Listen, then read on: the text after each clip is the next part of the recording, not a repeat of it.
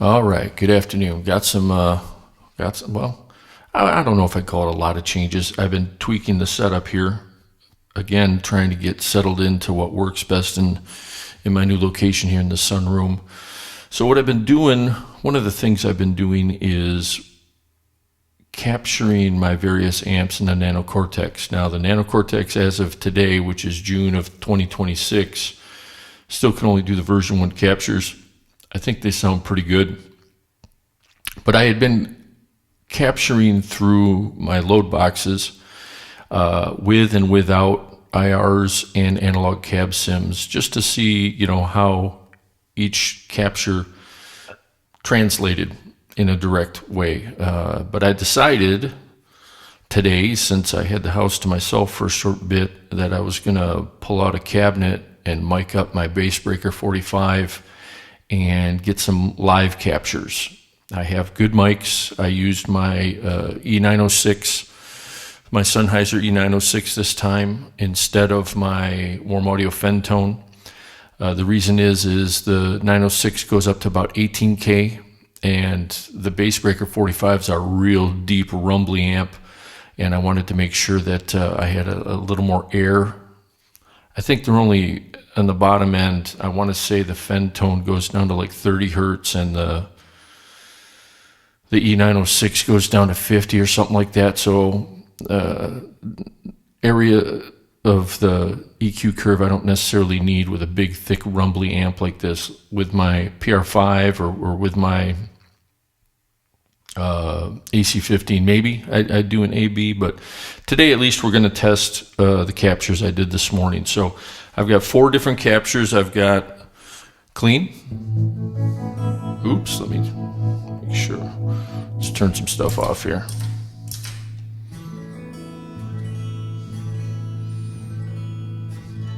Nice warm tone. Remember, I'm playing through flat wounds right now. These are Chrome 11s. Okay, and then I did a pushed.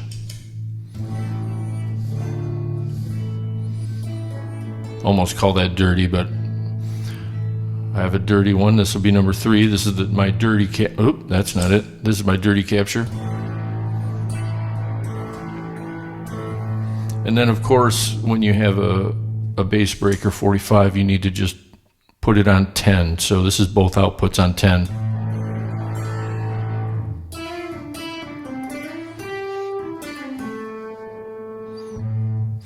So big, thick, warm sounding captures, which for my kind of spacey, mellow stuff I do, I think it's going to be a nice match. Now, the other thing I'm I have load boxes here. I can just go live through my amps. But what I found with the Nano Cortex is I can not only capture, because all my amps are single channel amps, I can not only capture my amps with my sound, but I can also capture different states of gain, which you just heard. You can't do that with these amps without stopping and resetting them and getting new levels. So now I effectively have my Bassbreaker 45 at all the different levels of gain I like to use it at, and EQ'd the way I like it, etc., etc. So I don't really need overdrive pedals. I don't need boost pedals. I don't need fuzzes. I've got everything amp style, which is very nice. The only thing I'm doing is on my clean here, I'm using a little compression. I still haven't figured out with the Nano Cortex, when you have to lower an amp low enough so it stays nice and clean, how to get the output about right. I've gotten better at it, but there's still something I'm missing on it. But so I add a little compression on there just to give it a little, There's no compression on this. This is my push sound. But the output's pretty even, which is cool. So other than that, so that's the Nano Cortex. That's the first thing I'm testing today is the 4 captures I did today of my Bassbreaker it's through a single 12 cabinet with a Sennheiser E906. It's a Bugero with a turbo sound speaker. It's a closed back cabinet. I like it. It's kind of rumbly. but that's kind of what I like. That's kind of why I like the Bassman and the JTM thing. They have that rumbly thing, the growler. I call them growlers. Just has a nice low growl without being distorted, if that makes any sense. Okay, so next thing I did is I changed. So, in my typical fashion, I make some, smart-ass comments online just out of boredom. And Electro Harmonics had released, is it the Pico Shimmer or something like that? And I think I made a comment in stunning mono. And I thought to myself, it's like, wait a minute, I like stuff in mono. Plus, it gives you a lot more choices. So what I did with my setup here is I changed the effects loop to mono, and I changed all the effects to mono with the exception of I put a panner at the end, and I'll turn that on right now.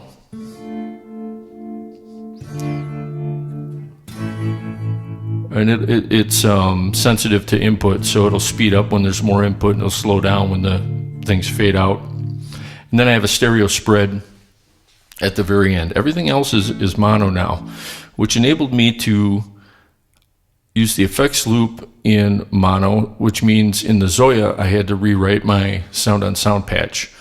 So I've got my new version of my sound on sound patch here, and I just added a little bit different functionality. I've still got 2 sound on sound loops. One's a 16-second loop. The other one is an 8-second loop. And the little graphics I made, can you see it? Yeah, I guess you can kind of see it. The little graphics I made reflect the speed of the loop. And I can record them independently now. Or I could say on the 16-second loop, create a low pad, leave that running, and then use the 8-second loop for fading loops. So I have a little more functionality out of it. It's still all tap tempo. I'm controlling the tap tempo between the HXFX and the Zoya globally, so everything's synced up. I did, again, because now I'm operating in mono land, I did add the mood back in. Right now I'm just using it. Can you hear it? Okay, so this is the other thing I did, is being that the Zoya's in the effects loop, and I have it in the second signal path within the HXFX, I don't necessarily need my guitar signal to pass through the Zoya. So the guitar signal in the effects loop is only going into the loops in the Zoya, and then path A is passing through and then going into the other things I'm using here, which are the retro reel. So this is without.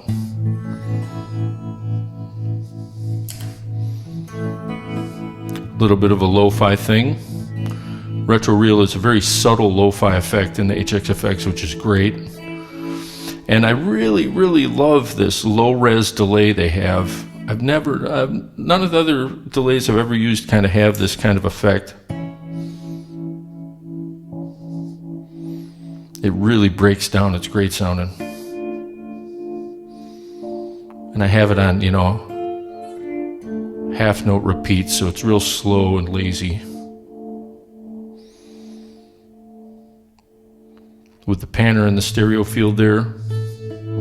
So the stereo field, I have one side the phase flipped like a JC120, but I can use my whatever amp I want and still get that kind of 3D-ness that the JC120 gives you.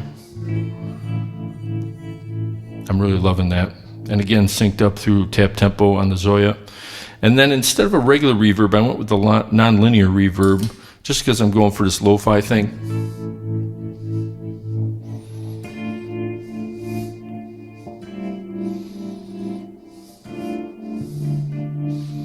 Okay, so those are my changes, going a little more lo-fi,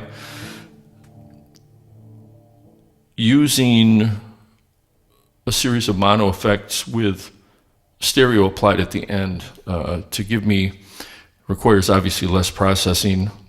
And remember, when you create a stereo field, especially if you have multiple effects creating their own individual stereo fields, you're probably creating more phase issues and more, I don't want to say sound issues because the effect can be interesting, but your ears tend to adjust to all that fairly quickly. So the simpler of a stereo field, at least this is the theory today with this recording, the simpler stereo field is going to yield a more tonally pleasing result. I'm trying to describe how that would be. Less is better, I guess, in this particular case. That's the idea, being that, I'm operating in mono throughout the signal chain as long as I can until the end of the signal chain. So I'm going to mute this mic and let's see what the heck we come up with.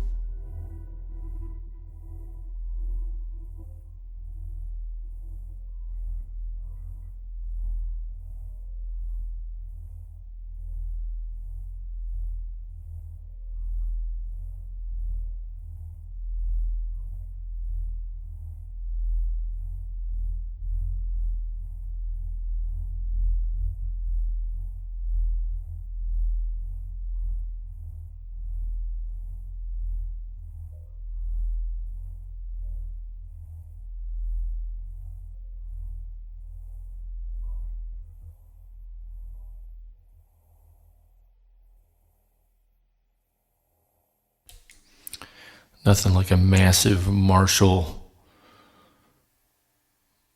lo-fi setup like this to get your guitar out of your system. Yeah, pretty cool. Let's hope because this room is so live and these speakers are literally floating out in the middle of the room. It's really 3D sounding in here. It's pretty cool sounding. Don't subscribe to the idea that a room automatically has to be dampened to hell. A room does not need to be dampened to hell. In fact, for listening, unless you're critically listening, you kind of want to embrace whatever space you're in, or at least I used to like to try and capture whatever the character of the space you're in is.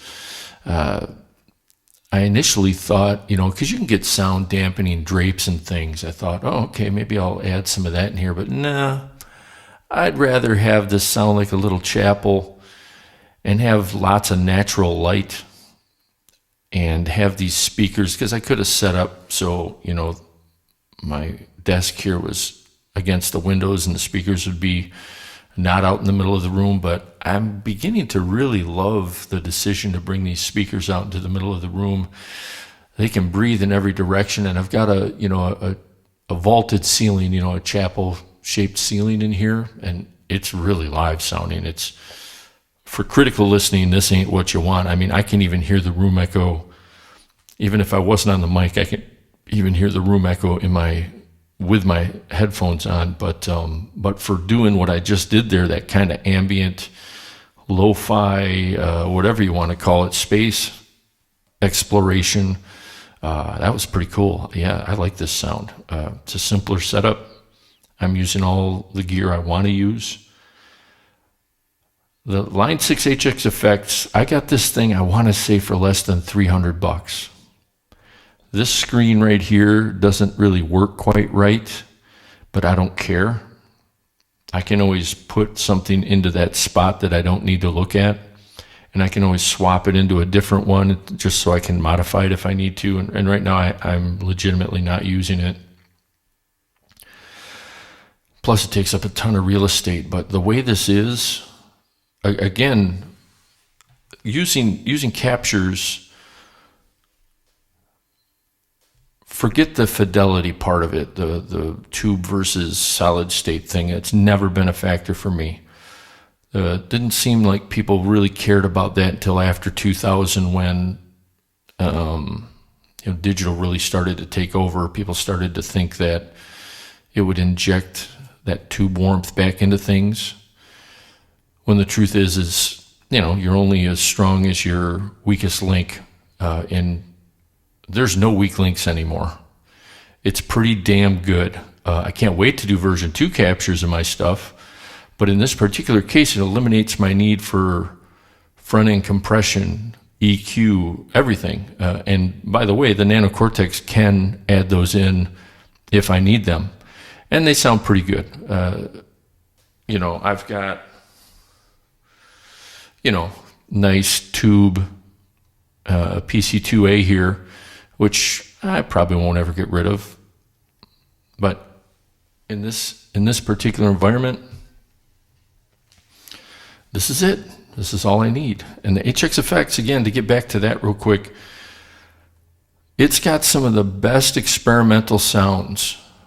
The whole world of this pedal thing that's been happening over the last 6 years, whatever it's been since COVID, or leading up to COVID, seems to have completely ignored multi-effects, for the sake of having a beard and a flannel and a coffee. But really, when it comes down to nuts and bolts, companies like Line 6, they're still at the vanguard of this type of thing. Companies like Neural DSP are really pushing things as well. So having these things here reminds me, now there's stuff that they cannot do, like the Zoya and the Mood. There's nothing else that does that stuff. But when it comes to, those basic tones, damn, this thing's pretty good. I mean, I still prefer my amps live, but this is really to fit into what I like to do here is get in and out real quick. And it is my sound captured in my way. I wish I had my whole mic closet. I know I have a Beta 58. I don't think I have any more SM57s. I'd have to dig around. I probably got an SM57 somewhere. But I used to have a pretty well-stocked mic closet. And when I sold, this is years ago, way too long ago now, but when I sold off all my stuff, I sold all that. I had a nice pair of AKG 451, C451 EBs that I used for all kinds of different things. I really like the way those sound. But I can't let myself get drawn into that. I got that Fentone as a ribbon mic, and I've got, like I said, this Sennheiser, and I think a Beta 58, and who knows what else is floating around. You know, there's a couple odds and ends that were never worth selling, so you just still have them. But and the amount of noise that you have to make to do these captures with a mic is, in my environment, I have to make sure nobody's around, otherwise I will be in trouble. But today I was able to do those 4 captures, which is cool. So let's see how this jam sounded. I'm babbling now, just because I enjoyed it so much.